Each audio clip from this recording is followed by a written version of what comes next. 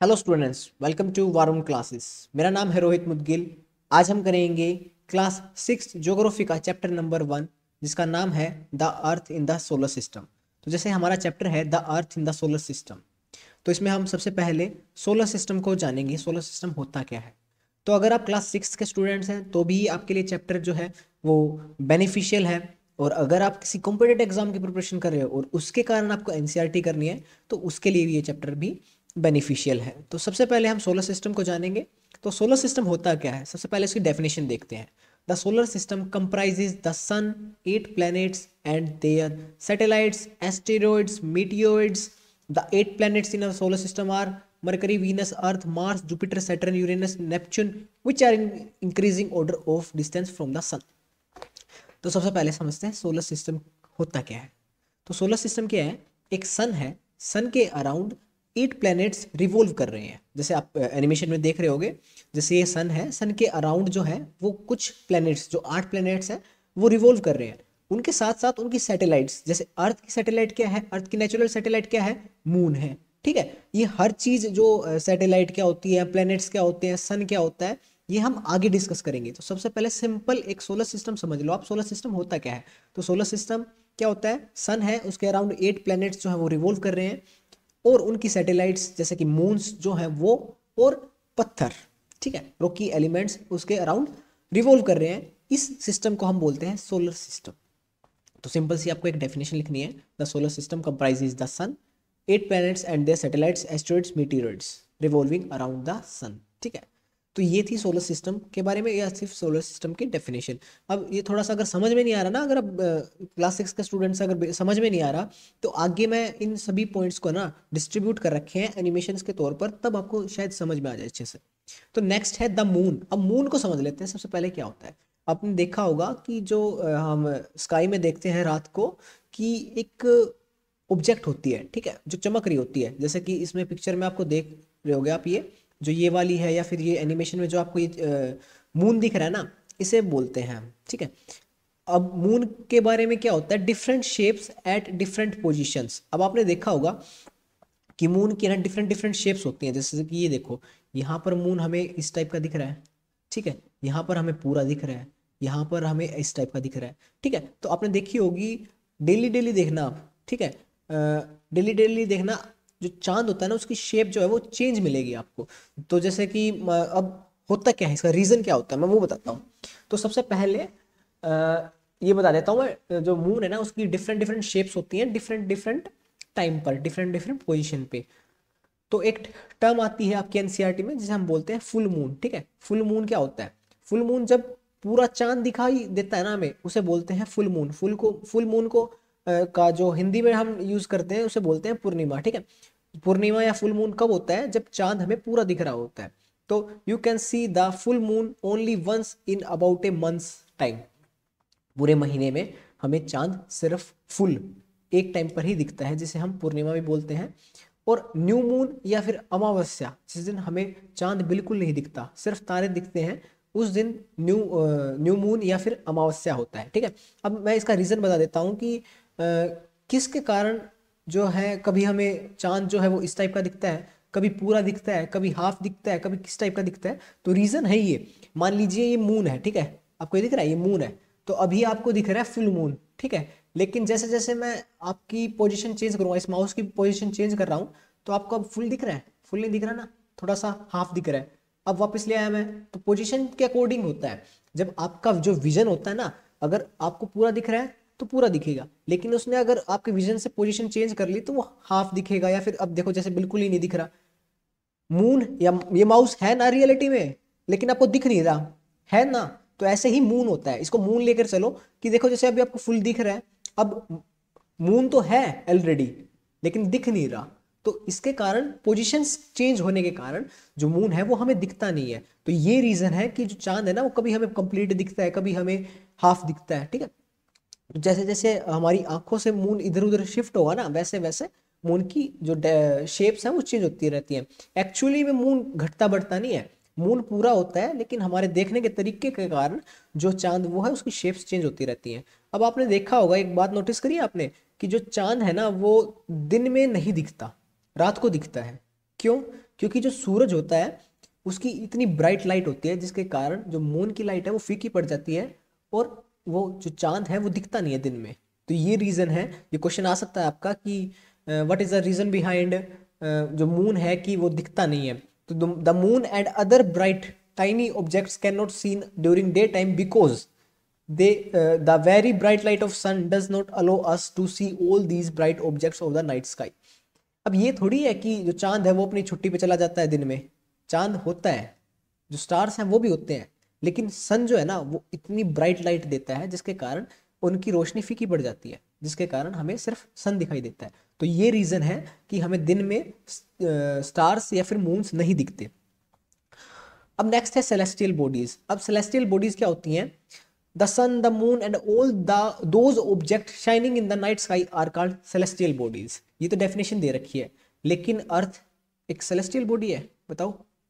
हाँ, अर्थ एक celestial body है, लेकिन इसने बोला है कि shining in the night sky. फिर अर्थ चमकती थोड़ी है यार, ठीक है? या फिर जो प्लैनेट्स हैं जिनके पास खुद की लाइट नहीं होती वो चमकते हैं क्या? कंफ्यूजिंग है ना थोड़ा सा। तो एक सिंपल सा मैं आपको सोल्व करके बताता हूँ। सेलेस्टियल बॉडी वो होती है जैसे कि अर्थ है, अर्थ के एटमॉस्फेयर के बाहर जो भी ऑब्जेक्ट है, नेचुरल अकरिंग ऑब्जेक्ट है, जो भगवान तो थोड़ा हम साइंस पढ़ रहे हैं तो भगवान को अभी ना ही लाए शायद। जो भी नेचुरल अकरिंग ऑब्जेक्ट है जो नेचर में है वो ऑब्जेक्ट सेलेस्टियल बॉडी बोलते हैं, ठीक है? तो हाँ, क्योंकि हर चीज़ भगवान ने बनाई है तो भगवान का शायद लाना ठीक नहीं रहेगा। थोड़ा साइंटिफिक वे में चलते हैं। सेलेस्टियल बॉडी वो होती है जो अर्थ के एटमॉस्फेयर के बाहर जो भी नेचर ने दी है ना ऑब्जेक्ट, वो सेलेस्टियल ऑब्जेक्ट है। तो अर्थ भी एक सेलेस्टियल ऑब्जेक्ट है, जुपिटर भी एक सेलेस्टियल ऑब्जेक्ट है, या फिर अर्थ के एटमॉस्फेयर के बाहर जितने भी पत्थर वगैरह, मून, सैटेलाइट्स जो भी है नेचर से जो है उसे हम सेलेस्टियल बॉडीज बोलते हैं, ठीक है? तो अब है स्टार की बारी। अब स्टार क्या होता है? Star, some celestial bodies are very big and hot. कुछ सेलेस्टियल बॉडीज जैसे कि आप देख रहे होगे, ये जो है ना जो चमक रहे हैं, ये सेलेस्टियल बॉडीज जो हैं ये बहुत बड़े होते हैं। कुछ स्टार्स तो सन से भी बड़े होते हैं, ठीक है? तो सन से भी बड़े होते हैं तो देख लो उनके पास कितनी हीट एंड लाइट मिलेगी। They are made up of gases, इनके पास गैसेज होती हैं। स्टार की मान लीजिए आपसे करेक्टरिस्टिक्स पूछ ले कोई, तो स्टार की क्या क्या करेक्टरिस्टिक्स हैं? ये बड़े होते हैं, ठीक है, गर्म होते हैं, गैसेज से बने होते हैं। They have their own heat and light, खुद की हीट एंड लाइट होती है, खुद की रोशनी होती है, क्योंकि इसके अंदर रिएक्शन चलती हैं। Which they emit in large amount. तो आपने देखा होगा जो चांद नहीं, जो स्टार्स हैं वो चमकते रहते हैं, ट्विंकलिंग करते रहते हैं, आपने रात में देखा होगा, ठीक है? तो इसे बोलते हैं, ये क्या, इसका रीजन क्या है? रीजन है उसके पास खुद की हीट एंड लाइट होती है, ठीक है? These celestial bodies are called stars, इन्हें स्टार्स बोलते हैं। सन एक स्टार है, ठीक है? जो सन है ना वो एक स्टार ना कि प्लेनेट है, ठीक है? जो सन है जो आप देखते हो सुबह उठकर उसके अराउंड जो प्लैनेट्स घूमते हैं ना, वो जो सन है जो वो एक स्टार है। तो अब है कॉन्स्टिलेशन की बारी। अब क्या होता है ना, आपने देखा होगा जो स्टार्स होते हैं ना वो कुछ टाइप की शेप्स बना लेते हैं, ठीक है? तो जिन शेप्स को बोलते इन शेप्स को बोलते हैं कॉन्स्टिलेशन, ठीक है? तो कॉन्स्टिलेशन क्या होता है? जब स्टार्स जो है ना वो एक पर्टिकुलर फॉर्म की एक इमेज क्रिएट कर लेते हैं या फिर शेप क्रिएट कर लेते हैं ना, इसे हम बोलते हैं constellation. They are various pattern formed by different group of stars, these are called constellation. अब आपको कॉन्स्टिलेशन की डेफिनेशन चाहिए तो ये रही आपके सामने, ठीक है? द डेफिनेशन क्या है? There are various patterns formed by different group of stars, these are called constellations, ठीक है? उर्सा मेजर और big bear is one such constellation का एग्जाम्पल। अगर आपसे कोई कॉन्स्टिलेशन का एग्जाम्पल पूछे तो आप उर्सा मेजर या फिर बिग बियर बता सकते हो। Next is one of the most easily recognisable constellation is Saptarishi. Saptarishi आपने देखा होगा, जो इस क्वेश्चन मार्क की टाइप में होता है, देखा इसकी फॉर्म में होता है। इसमें क्या होता है? 7 स्टार्स होते हैं, ठीक है? तो हिंदी में इसे हम सप्तऋषि बोलते हैं, ठीक है? सप्त का मतलब तो 7 और ऋषि का मतलब sages. It is a group of 7 stars, जो मैंने आपको बता दिया, that forms a part of Ursa major constellation. अब आपसे एग्जाम में ये पूछ लेगा कि जो सप्तऋषि है ना वो किस कॉन्स्टिलेशन का पार्ट है, तो वो है उर्सा मेजर कॉन्स्टिलेशन का पार्ट, ठीक है? अब next is pole star. Pole star क्या है? In ancient time people use to determine directions during the night with the help of stars. तो पहले के लोग क्या करते थे, अभी तो हमारे पास स्मार्ट वॉच आ गई, मोबाइल फ़ोन आ गया, या फिर नॉर्मल जो है घड़ी है हमारे पास, ठीक है। लेकिन पहले के आदमी क्या करते थे, डायरेक्शन देखने के लिए, टाइम देखने के लिए स्टार्स का को देखते थे, ठीक है। तो जो डायरेक्शंस थी, अभी हमारे पास कंपास आ गया जैसे, ठीक है, कंपास से हम डायरेक्शन देख लेते हैं, गूगल मैप देख लेते हैं, ठीक है, एप्पल पे जो मैप्स है उससे हम अपनी डायरेक्शंस को देख लेते हैं। लेकिन पहले के लोगों के पास जब टेक्नोलॉजी नहीं थी, तो डायरेक्शन कैसे देखते थे, वो देखते थे स्टार्स की हेल्प से। The north star indicates the north direction. जो पोल स्टार है, जिसको हम नॉर्थ स्टार भी बोलते हैं। अब एक क्वेश्चन और आता है कि नॉर्थ स्टार का दूसरा नाम क्या है, पोल स्टार, या फिर आपसे पूछ लेगा पोल स्टार का दूसरा नाम क्या है, वो है नॉर्थ स्टार। तो नॉर्थ स्टार जो है ना, जो पोल स्टार है वो नॉर्थ डायरेक्शन देता है, उसे हम पोल स्टार भी बोलते हैं। It always remains in the same position, ये हमेशा एक ही पोजीशन में रहता है, कभी इसकी पोजीशन चेंज नहीं होती।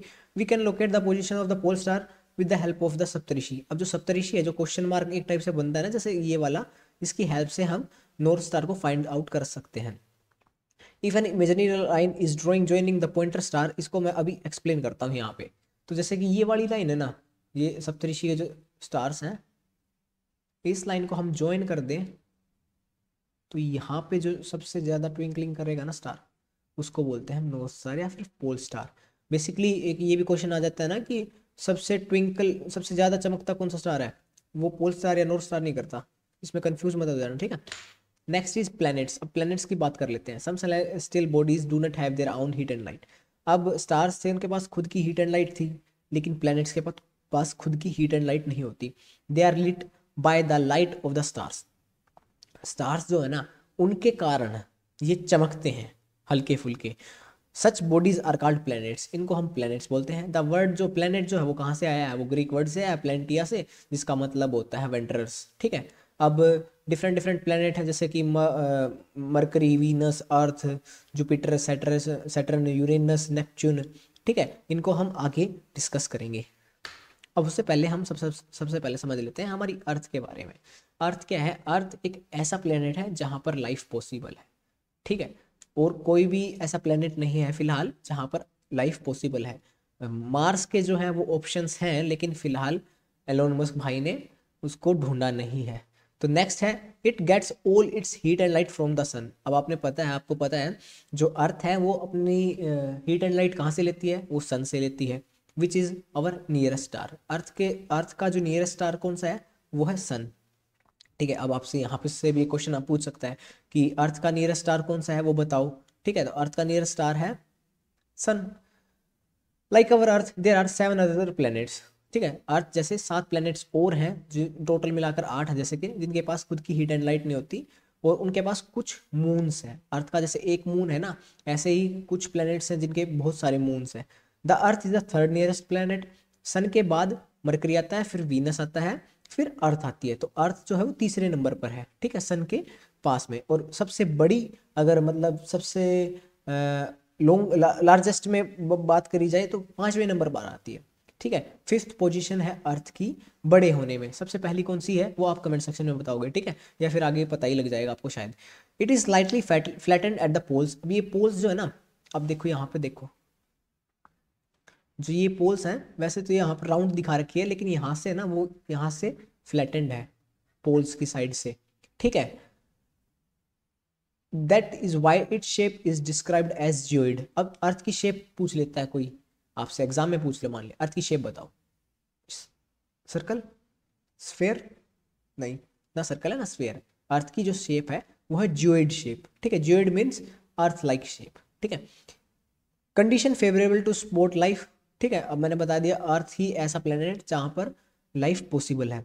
The earth is neither too hot nor too cold. आपको पता है ना, यहाँ पर ज़्यादा गर्मी होती है ना ज़्यादा सर्दी होती है। अब आप बोलोगे भाई भैया कि 0 डिग्री सेल्सियस भी चला जाता है, माइनस में भी चला जाता है। अगर हम दूसरे प्लैनेट्स के कंपेयर करने लग जाए ना मेरे भाई, तो हम बहुत ठीक है, क्योंकि वहाँ पर तो -300 तक चला जाता है, और भी अप डाउन होता रहता है। तो अर्थ जो है वहाँ पर ना ज़्यादा गर्मी है ना ज़्यादा सर्दी है। Because of this reason the earth is unique planet in the solar system. अब आपको पता है कि इस रीज़न के कारण, वैसे तो इसके अंदर काफ़ी सारे हैं, क्योंकि इसमें अंदर एटमॉस्फेयर भी है, पानी भी है, तो इनके कारण अर्थ एक यूनिक प्लेनेट है।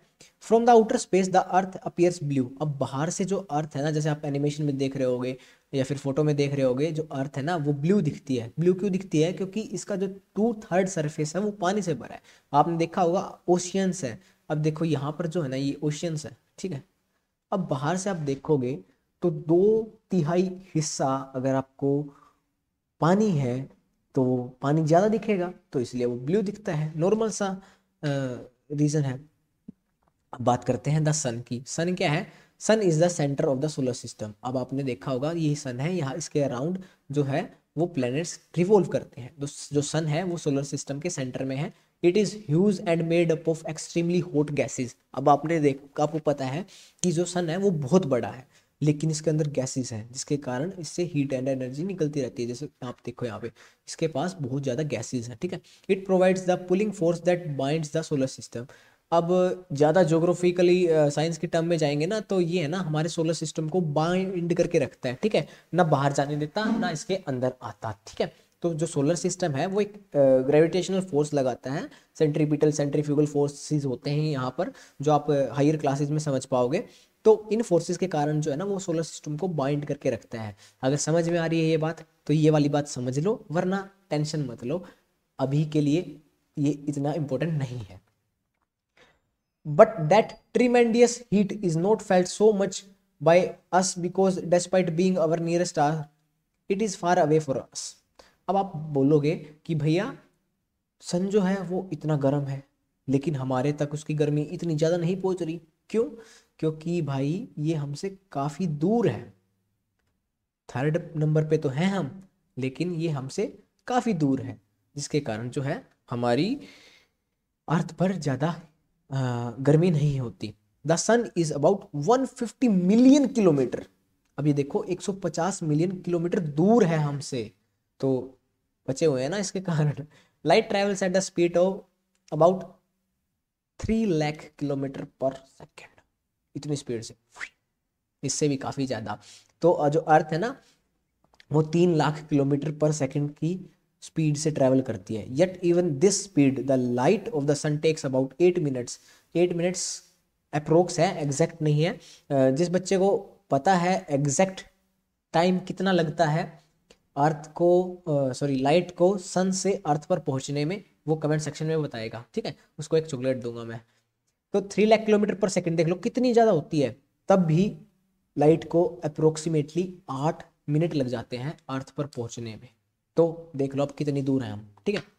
अब बात करते हैं हम प्लैनेट्स की। प्लैनेट्स जो है ना वो 8 प्लैनेट्स होते हैं, ठीक है। सोलर सिस्टम में 8 प्लैनेट्स हैं, सिंपल सी बात है।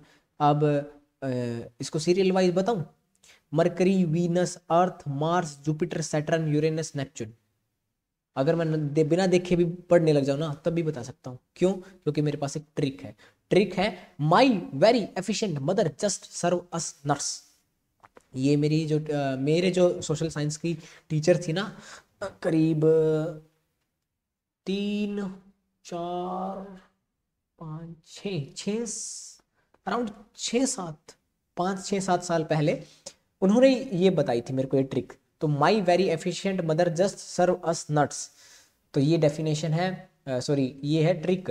आप अपनी नोटबुक में लिख सकते हो, साथ के साथ आप नोट्स भी बना सकते हो, ठीक है। तो my very efficient mother just serve us nuts. M से मरकरी, वी से वीनस, ई से अर्थ, एम से मार्स, जे से जुपिटर, एस से सैटर्न, यू से यूरेनस, एन से नेपच्यून। तो all the 8 planets of the solar system move around the sun in a fixed path. आप सबको पता है कि जो अर्थ है, मार्स है, जुपिटर है, जो भी प्लैनेट्स हैं वो सोलर सिस्टम के अराउंड एक नॉर्मल एक ऑर्बिट में फिक्स्ड पाथ में रिवॉल्व करते हैं, ठीक है, घूमते हैं। These path are elongated, these are called orbits. अब मान लीजिए ये सन है हमारा, इसके अराउंड ये मरकरी है, इसके अराउंड ये वीनस है, ये ऐसे ही अर्थ है, ठीक है। स्ट्रक्चर पे मत जाना, वैसे ड्रॉ कर रहा हूँ मैं, ठीक है। तो ये जो है ना स्ट्रक्चर जैसे, तो इन जो ऑर्बिट्स को बोलते हैं ना, जहाँ पर ये जिस एक फिक्स्ड पाथ में ये घूमते हैं, इसे बोलते हैं हम ऑर्बिट्स, ठीक है। अब आप एनसीईआरटी में ऑर्बिट्स ऑर्बिट्स ऑर्बिट्स पढ़ोगे ना तो कंफ्यूज मत होना। जिस पाथ में कोई भी प्लेनेट मूव कर रहा है सन के अराउंड, उस पाथ को हम ऑर्बिट बोलते हैं। मरकरी जो है नियरेस्ट सन के नियरेस्ट है, ठीक है। जैसे माई वेरी एफिशिएंट मदर, जैसे मैंने बताया आपको, तो मरकरी जो है वो सबसे नज़दीक है सन के। इसमें है ना 88 डेज लगते हैं एक राउंड को कंप्लीट करने में, ठीक है, क्योंकि पास में है तो जल्दी चक्कर लगा लेगा, ठीक है। Next is Venus. वीनस जो है ना, वीनस को हम अर्थ की ट्विन बोलते हैं, जुड़वा बहन बोलते हैं अर्थ की, क्योंकि ये अर्थ की तरह दिखती है या दिखता है, मेरे को ये तो पता नहीं, लेकिन इसको हम अर्थ की ट्विन बोलते हैं, ठीक है। तो वीनस जो है वो अर्थ की ट्विन है, ये भी एग्जाम में आ सकता है, यहाँ पर भी ये इंपॉर्टेंट है, because its size and shape are very much similar to that of the earth, क्योंकि मैंने बता दिया कि जो अर्थ की तरह दिखती है, अर्थ जैसी है। लेकिन अब एक और फैक्ट आ गया हमारे सामने, ये बड़ा 2006 में क्या हुआ था, तो 2006 में ना जो प्लूटो था, 2006 से पहले प्लूटो भी एक प्लेनेट था, तो हमारे पास 9 प्लेनेट थे, फिलहाल 8 प्लेनेट हैं, तो उससे 2006 से पहले हमारे पास 9 प्लेनेट थे। लेकिन क्या हुआ, हमारी जो एक टीम थी इंटरनेशनल यूनियन, जिन्होंने क्या किया, प्लूटो को भगा दिया था, ठीक है। जो प्लैनेट्स की कैटेगरी से, प्लैनेट्स की कैटेगरी होती हैं, ठीक है, कैटेगरीज थी, उस कैटेगरीज में से कुछ को फॉलो नहीं कर पा रहा था, जिसके कारण जो है ना प्लूटो को रिमूव कर दिया था प्लैनेट्स की कैटेगरी में, तो उसको आजकल हम बोलते हैं ड्वार्फ प्लैनेट, ठीक है। दिख रहा है या हटाऊं, चलो दिखाता हूँ तेरे को। ड्वार्फ प्लैनेट दिख गया ना यहाँ पे, ये लिखा हुआ, तो प्लूटो, अरे भाई साहब ऐसे नहीं भाई, ये लीजिए सर, ठीक है, दिखा दिया, खुश। तो इसे बोलते हैं हम ड्वार्फ प्लैनेट। इसको अब वापस से हम, अरे bye bye bye bye bye, ये अरे अरे, इसे बोलते हैं ड्वार्फ प्लैनेट। तो प्लूटो तो भाई थोड़ा सा दिक्कत कर रहा था। तो ये था प्लैनेट्स के बारे में, ठीक है। अब हम बात करते हैं मून की। मून, डिफरेंट डिफरेंट प्लैनेट्स के डिफरेंट डिफरेंट मून्स होते हैं, ठीक है। हमारी अर्थ का भी एक मून है, जिसे हम नेचुरल सैटेलाइट बोलते हैं उसकी। तो अर्थ की एक ही सैटेलाइट है जिसे हम मून बोलते हैं। Satellite is a celestial body that moves around the planet, जो प्लैनेट के अराउंड मूव करे, जैसे कि मून है वो अर्थ के अराउंड मूव करता है। In the same way as a planet move around the sun, जैसे कि सन के अराउंड एक प्लैनेट रिवॉल्व करता है, ऐसे ही एक प्लैनेट के अराउंड एक सैटेलाइट रिवॉल्व करती है, जिसे हम मून बोलते हैं। Human made satellite is an artificial body. अब एक सैटेलाइट होती है, दो टाइप की होती है, नेचुरल सैटेलाइट या फिर human made satellite. Natural satellite जैसे मून, और ह्यूमन मेड सैटेलाइट जैसे कि कौन सी, बताओ कमेंट सेक्शन में बताओ जल्दी, तुम्हारे सामने लिख रखी है। इनसेट, एजुसेट, IRS, ठीक है। ये जो है ना, जो ह्यूमंस भेजते हैं रॉकेट के थ्रू स्पेस में, उसे बोलते हैं हम ह्यूमन मेड सैटेलाइट या फिर आर्टिफिशियल सैटेलाइट। तो ये कुछ एग्जांपल्स हैं, अगर आपसे पूछ लें कि ह्यूमन मेड सैटेलाइट या फिर आर्टिफिशियल सैटेलाइट के कुछ एग्जांपल्स दो, तो आपके सामने हमने प्रेजेंट कर रखे हैं।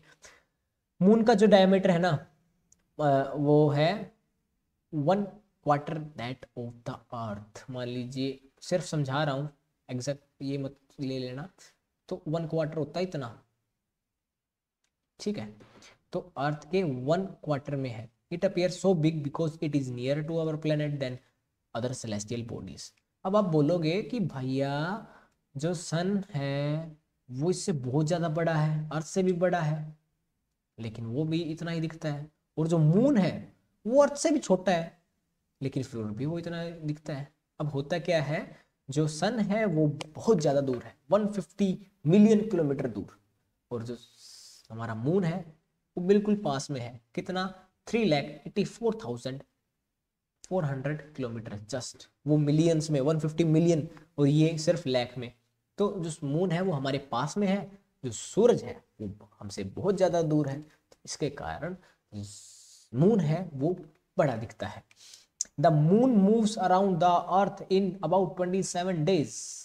अब अर्थ जो है वो सन के अराउंड चक्कर लगाती है, ठीक है। सन के अराउंड एक पूरा चक्कर लगाने में कितना दिन लगाती है वो, अप्रोक्सीमेट 365 days, ठीक है। लेकिन जो मून है वो कितने दिन लगाता है, 27 days, ठीक है।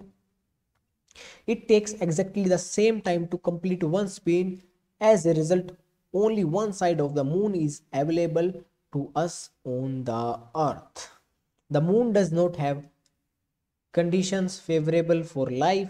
जैसे कि आपको पता है कि जो मून है वहाँ पर पानी नहीं है, एटमॉस्फेयर नहीं है, तो वहाँ पर लाइफ भी पॉसिबल नहीं है. इट हैज़ माउंटेन्स, वहाँ पर माउंटेन्स हैं, प्लेन्स हैं, डिप्रेशंस हैं, बड़े बड़े गड्ढे हैं. आपने देखा होगा चांद की जो है पिक्चर देखना कभी, तो वहाँ पर आपको गड्ढे दिखेंगे, ठीक है, जिसे हम डेब्रिस बोलते हैं. These cast shadow on the moon surface. अब आपने देखा होगा, जैसे कि देखो यहाँ पर देखो आप, यहाँ पर ब्लैक ब्लैक दिख रहा है. ये क्यों दिख रहा है? क्योंकि इसके अंदर गड्ढे हैं, ठीक है. गड्ढे होने के कारण ये यहाँ पर ब्लैक ब्लैक दिखता है. नील आर्मस्ट्रॉन्ग जो था वो पहला आदमी था जिसने मून पर कदम रखा. अब दूसरा आदमी बताओ, दूसरा कदम किसने रखा था? दूसरा कदम भी भाई नील आर्मस्ट्रॉन्ग ने ही रखा था. एक कदम रखा, दूसरा कदम भी तो वही रखेगा, ठीक है. तो एक कदम और दूसरा कदम, ये था थोड़ा सा जोक, क्योंकि क्लास होगी हमारी अप्रोक्सीमेट 25 मिनट की, तो ज़्यादा लंबी होगी तो एक बीच में एक जोक भी जरूरी है. तो नील आर्मस्ट्रॉन्ग ने 25 जुलाई 1969, जिसे हम 1969 बोलते हैं, उस दिन नील आर्मस्ट्रॉन्ग ने मून पर पैर रखा था. Next is asteroid. एस्टेरॉइड, ठीक है, एस्टेरॉइड बोलते हैं. चलो next is asteroid. Apart from the stars, planets and satellites, there are numerous tiny bodies which always move around the sun. These bodies are called asteroids. क्या होता है ना, जैसे कि ये हमारी अर्थ है, उसके बाद क्या आता है, माई वेरी एफिशिएंट मदर मतलब मार्स, फिर जस्ट तो जुपिटर. तो मार्स और जुपिटर के बीच में एक बेल्ट है, रॉकी बेल्ट, ठीक है. यहाँ पर बहुत सारे पत्थर हैं जिसे हम बोलते हैं एस्ट्रॉइड बेल्ट, ठीक है. यहाँ पर बहुत सारे पत्थर हैं जो सन के अराउंड रिवॉल्व करते हैं, इनको हम बोलते हैं एस्टेरॉइड्स, ठीक है. डेफिनेशन आपके सामने ही है, पिक्चर्स आपके सामने ही है, और क्या समझोगे यार. They are found between orbit of Mars and Jupiter, ये मैंने बता दिया, ठीक है. अब है मीटियोरॉइड्स. अब देखो थोड़ा सा कंफ्यूजिंग है, वो एस्टेरॉइड्स में और मीटियोरॉइड्स में है ना, तो तुम कंफ्यूज हो जाओगे. तो आपको करना क्या है पता है, डिफरेंस करना है. और क्या करना है, the small piece of rocks which move around the sun are called meteoroids. अब आप बोलोगे भाई वो भी मूव कर रहे हैं, ये भी मूव कर रहे हैं सन के अराउंड, तो इसमें डिफरेंस क्या है. Sometimes these meteoroids come near the earth and tend to drop upon it. During this process, due to friction with the air, they get heat up and burn. It causes a flash of light. Sometimes a meteor, without being completely burned, falls on the earth and creates a hollow. अब क्या होता है, एक पत्थर है वो सन के around move कर रहा है, उसे बोल देंगे एस्टेरॉइड्स. लेकिन वो जब अर्थ, मीटियोरॉइड्स जब अर्थ के एटमॉस्फेयर में आ जाए तो हम बोलेंगे एस्टेरॉइड को मीटियोरॉइड्स, ठीक है. जब कोई भी पत्थर अर्थ के सरफेस में आ जाए तो वो मीटियोरॉइड हो जाता है. लेकिन वो इतनी स्पीड से आता है जिसके कारण क्या होता है, जो अर्थ का एटमॉस्फेयर होता है ना, उसमें फ्रिक्शन होता है, तो वो उसको बर्न कर देता है, जला के राख कर देता है. लेकिन कई बार वो इतना बड़ा होता है कि वो उसको मिटा नहीं पाता, तो वो अर्थ पर आकर गिरता है और वहाँ पर छेद हो जाता है, होलो, ठीक है, क्रिएट से होलो, वहाँ पर गड्ढा हो जाता है. नेक्स्ट इज हमारा गैलेक्सी. गैलेक्सी क्या होता है, a whitish board band like a white glowing path can seen across the sky on a clear cluster of millions of stars. This band is the Milky Way galaxy. थोड़ा सा मुश्किल लग रहा होगा. Galaxy होता है क्या, जब बहुत सारे स्टार्स, बहुत सारे सोलर सिस्टम, वैसे ऑफिशियली सोलर सिस्टम तो एक ही है, लेकिन बहुत सारे प्लैनेट्स, बहुत सारी सेलेस्टियल बॉडीज, इन सभी के कम्बिनेशन को हम गैलेक्सी बोलते हैं, ठीक है. Our solar system is a part of galaxy. तो मतलब क्या होता है, जैसे कि सन देख रहा है आपको, ठीक है, उसके अराउंड प्लैनेट्स दिख रहे हैं, फिर उनके अराउंड उनकी सैटेलाइट्स दिख रही हैं, ऐसे ऐसे बहुत सारे स्टार्स हैं. इन सारे स्टार्स को कंबाइन करके एक बैंड बनता है जिसे हम गैलेक्सी बोलते हैं, ठीक है. हमारी गैलेक्सी का नाम क्या है, मिल्की वे गैलेक्सी, ठीक है. आपसे पूछ लेगा कि हमारी गैलेक्सी का नाम बताओ, तो हमारी गैलेक्सी का नाम है milky way Galaxy. Our solar system is part of galaxy. In ancient India, it was imagined to be a river of light flowing in the sky. Thus, it was named as आकाशगंगा। आकाशगंगा हमारे जो ancient लोग थे वो एक, इसकी picture अगर आप देखोगे ना तो ये है ना, इसको लगेगा लगेगा कि ये रिवर ऑफ लाइट है फ्लोइंग इन द स्काई, कि जो आसमान है ना वहाँ पर एक नदी बह रही है, तो इसलिए उन्होंने उसका नाम जो है ना आकाशगंगा रख दिया था। ए Galaxy is a huge system of billions of stars and clouds of dust and gases. अब मैंने क्या बताया, जब बहुत सारे स्टार्स जो है ना वो मिल जाते हैं तो उसको हम गैलेक्सीज बोलते हैं। It is difficult to imagine how big the universe is, scientist are still trying to find out more and more about it. अब है ना, हम बता नहीं सकते कि हमारा यूनिवर्स जो है वो कितना बड़ा है, ठीक है। तो इसके अंदर बहुत सारी गैलेक्सीज होती हैं, ठीक है। एक गैलेक्सी है मिल्की वे, ऐसी ऐसी बहुत सारी गैलेक्सीज हैं। तो इन सभी गैलेक्सीज को कंबाइन करके यूनिवर्स बनता है, तो हमें पता नहीं है कि यूनिवर्स कितना बड़ा है। तो इसे हम बोलते हैं ऑब्जर्वेबल यूनिवर्स। क्लास 6 के स्टूडेंट्स के लिए टर्म नहीं है ये, जो दूसरा बंदा प्रिपरेशन कर रहा है ना उसके लिए है कि ऑब्जर्वेबल यूनिवर्स होता है, ठीक है, जो हम अभी तक ऑब्जर्व नहीं कर पाए हैं। तो ये था हमारी क्लास 6 ज्योग्राफी का चैप्टर नंबर 1, इसका नाम था the earth in the solar system. अब आपको करना क्या है, सब्सक्राइब करना है अगली क्लासेस के लिए। और मेरा कुछ गायब हो गया है पॉइंटर, कलर बताओ कौन सा लेते हैं, ये वाला लेते हैं, हाँ। तो आपको क्या करना है, सब्सक्राइब करना है, कमेंट करना है, जो क्वेश्चन पूछे हैं आपसे सब्सक्राइब करना है, कमेंट करना है। अगर कोई भी प्रॉब्लम है तो भी कमेंट करना है कि भैया मेरे को यहाँ पर प्रॉब्लम आ रही है, I am here for you. और क्लास 6 की अब क्लास 6 स्टार्ट कर दी है तो अब कंप्लीट करके ही छोड़ेंगे। मिलते हैं नेक्स्ट वीडियो में, थैंक यू, बाय बाय, और शेयर विद योर फ्रेंड्स। मिलते हैं नेक्स्ट वीडियो में, दोबारा बोल दिया, बाय बाय, जय हिंद।